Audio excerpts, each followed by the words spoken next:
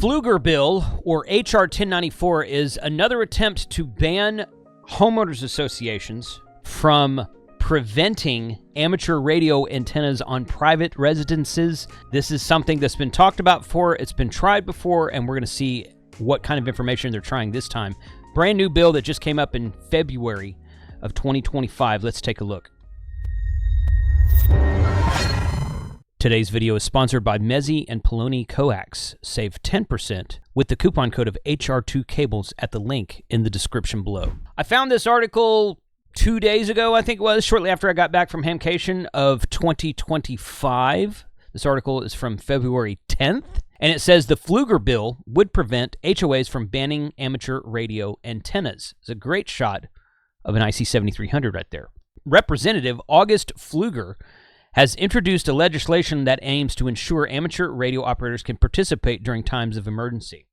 Amateur Radio Emergency Preparedness Act, H.R. 1094, seeks to prohibit certain private land use restrictions that limit the installation and operation of amateur radio stations and antennas. Doing so would require an amendment to the Communications Act of 1934. This is information we've heard before. If passed, homeowner associations would be prohibited from preventing or banning amateur radio antennas on private property. All right, side note here. I hate HOAs. I don't think anyone should live in an HOA unless you just absolutely have to. It's your choice, of course. You choose to live in an HOA or choose not to. And for the most part, it's your choice. Now, my wife and I are talking about retiring to Galveston someday. And all of the neighborhoods on the west end of Galveston have an HOA. We own a rental house down there right now that we rent out as a vacation rental. And the HOA for that neighborhood is pretty tame. We don't really hear from them much. I think it costs us something like $200 to $300 a year.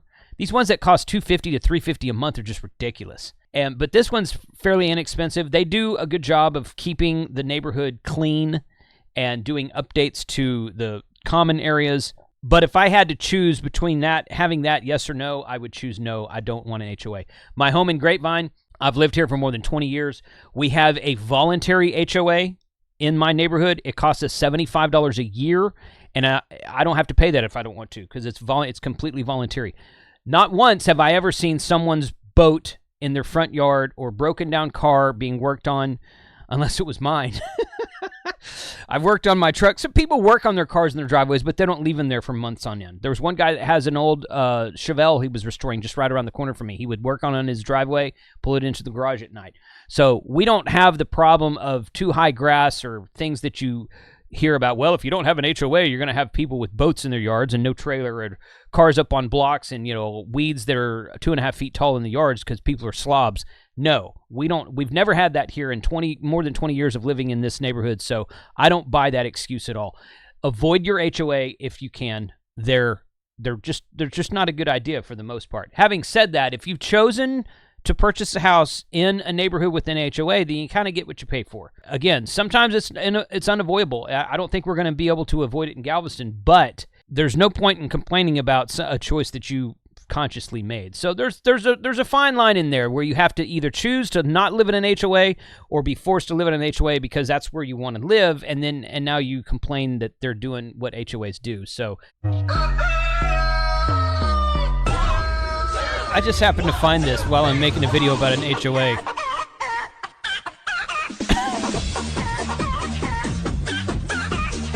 The first comment says, "No idea if this is real, but I hope it is."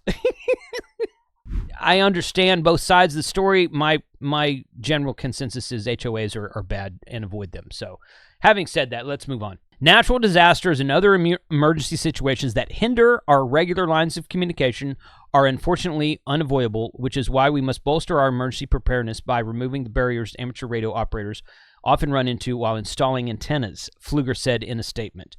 Amateur radio plays a vital role in public safety by delivering critical information to people at times. Now, we saw an excellent example of this shortly after Hurricane Helene was Hurricane Milton that hit parts of Florida. It wasn't nearly as devastating, but we have seen this just within the last 6 months. This has happened, so these things still happen. Now, if a hurricane comes through your neighborhood, it's going to take down your amateur radio antenna also, unfortunately. It's going to take down your Starlink dish. It's going to take down cell sites, depending on how big and how much destruction the hurricane causes. Nothing is safe. I mean, your Starlink dishes aren't safe. Your satellite TV's not safe.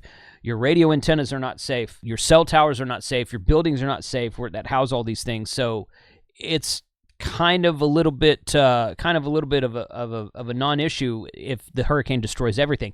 But in the case of Helene, the amateur radio operators and repeater system that was being used after the fact, they said that the hurricane came through that area, but it didn't really do much damage in that specific area. So they used a very wide footprint, a very large footprint repeater outside of the damage area to talk into the damage area and help traffic into and out of that area. So having multiple systems and multiple repeaters and multiple Starlink dishes and multiple cell sites in that area could be a good thing also. So put up more antennas. That's the moral of the story. Pfluger goes on to say, my district is home to dozens of amateur radio operators ready to volunteer in an event of an emergency, and I'm proud to lead this legislation. The bill has a bipartisan and bicameral support from fellow Congressman Joe Courtney, Democrat from Connecticut, Senator Roger Wicker, Republican from Mississippi. Roger Wicker had a hand in the last legislation. I remember that name because I remember that name.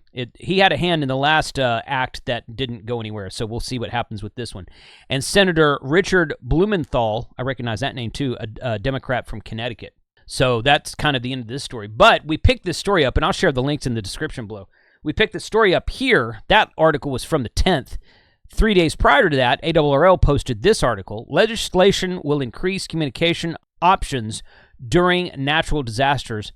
And this goes through a lot more detail, a little bit more detail here. It quotes Senator Wicker, it quotes Senator Blumenthal, and it quotes Congressman August Pfluger, kind of person spearheading this specific act in early of 2025. Now, let me tell you about Mezzi and Poloni coax, because if you're going to set up an amateur radio antenna at home, use Mezzi and Poloni coax. You can get a 10% discount at the link in the description below with the coupon code of HR2 cables. That discount applies to the coax, the connectors, the tools they use to install the coax, and everything else.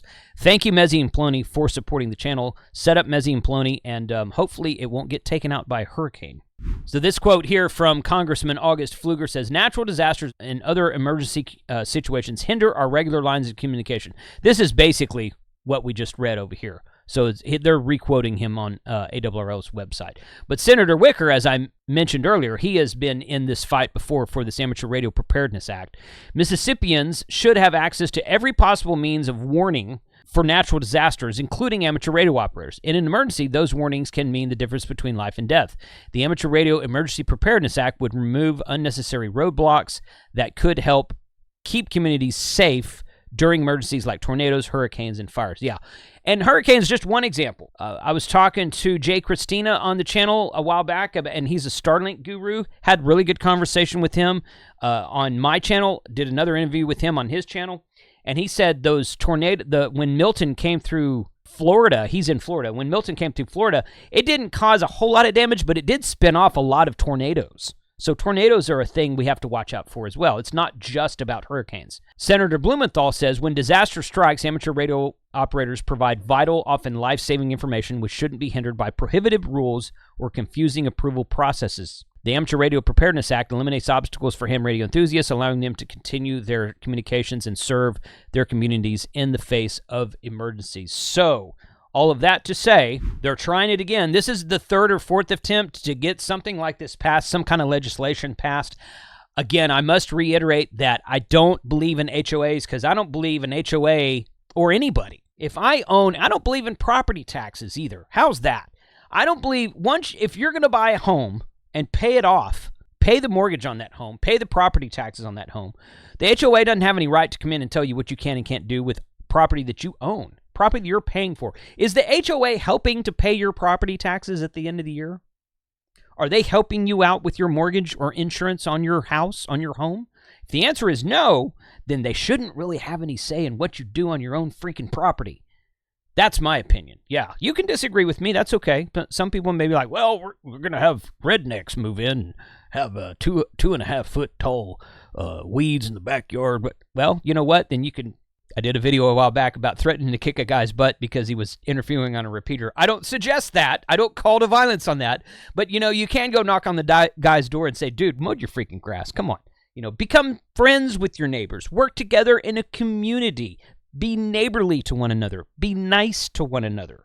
And most of the time, there's city ordinance that prevents you from parking a car in your yard or a boat in your yard with no trailer, or having grass that's too tall, or having your neighbor's tree that's growing to such a manner that it's rubbing the shingles off of your home across a property line. There's usually city ordinances that prevent that. And if you live out in the country, then hopefully you live far enough away from your neighbors anyway, it doesn't matter for you.